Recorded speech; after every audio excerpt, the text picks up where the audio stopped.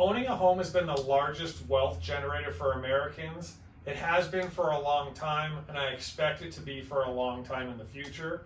So I just want to walk you through in this video why it is the largest wealth generator, how it works, and then I want to do such a good job of it that at the end I want to give you a couple reasons of why not to buy a house, because I don't want to be so convincing about buying a house and convince someone who shouldn't buy a house to buy a house. So let's start with the chart that I have right here. This actually lays out house prices in San Diego from 1988 up till September of this year. It uses 100 as sort of the average, and it takes the 2000 price as that. And then, as you can see, you move before 2000, prices were lower. You go after it, and you get some up and down, but prices are moving higher as you move along. So this chart goes from lower left to upper right. You always want to own things that do that, because it means that your asset is going up in value over time. A couple that come to mind to me that are similar to this is you would look at a chart of Apple or Starbucks, and if you bought them way back in the day, you'd be doing real well because they go from lower left to upper right.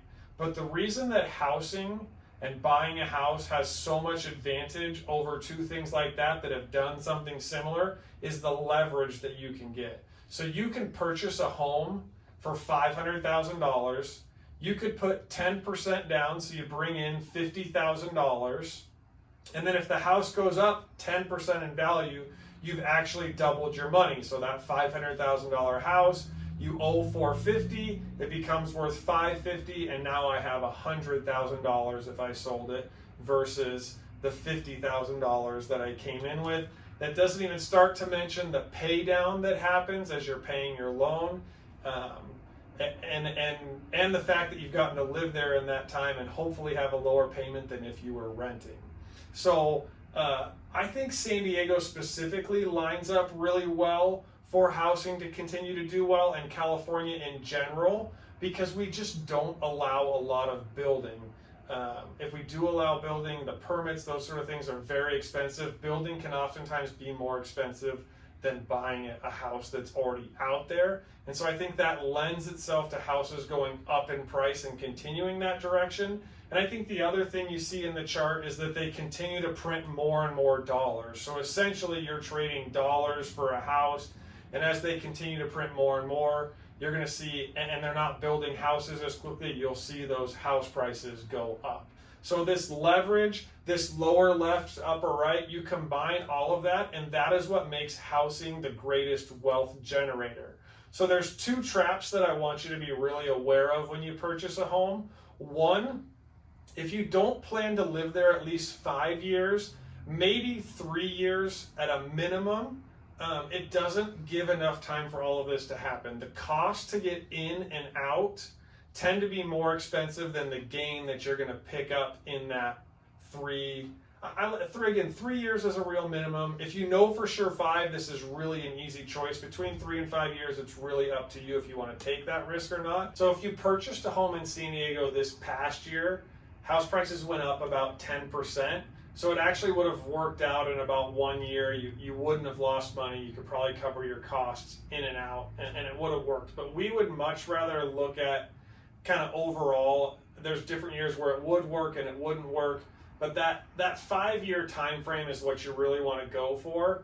A way to do that is, instead of, hey, I only plan to live in San Diego 3 more years, then I'm going to move somewhere else, you can always look at making it a rental at that point. Hey, would my rent cover all of my expenses on this house?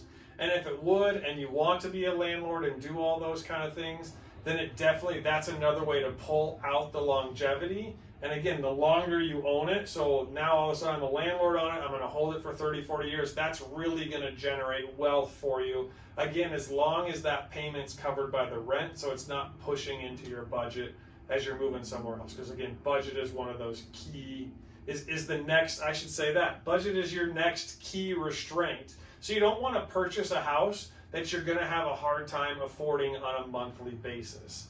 So if you purchase a home and it's going lower left to upper right and things are going great, but all of a sudden you can't make the payment, and that's right when house prices drop and you're forced to sell, that's probably not going to be a good wealth generator for you. So the two traps is, hey, I gotta want to live here or at least own the house for 5 years, and hey, I gotta be able to look at that monthly payment, make sure it fits in my budget, and I'm gonna be able to afford it. And really what we put it in these days as a 30-year fixed. Your problem back in 2006, 7 is they did all these payments that jumped over time. So all of a sudden you had to anticipate, I'm going to make this much more money to cover this payment and those kind of things. So a fixed payment that I can afford in my budget means that I'm making a really good choice in buying a house, and it is going to help generate wealth for my family. And that's what we do here, is we want to help you win at home ownership, which is really that wealth generation, getting you in a place you want to live, help you generate wealth in it, whether it's a rental you want to purchase, a primary residence. If you're unsure if you can make it work or not, we'd love to help you do that. You can message us, reach out to us on our website, keep watching our videos to get more information. But again, we want to help you win at home ownership, and hopefully this video gave you some reasons as to why home ownership is a winner.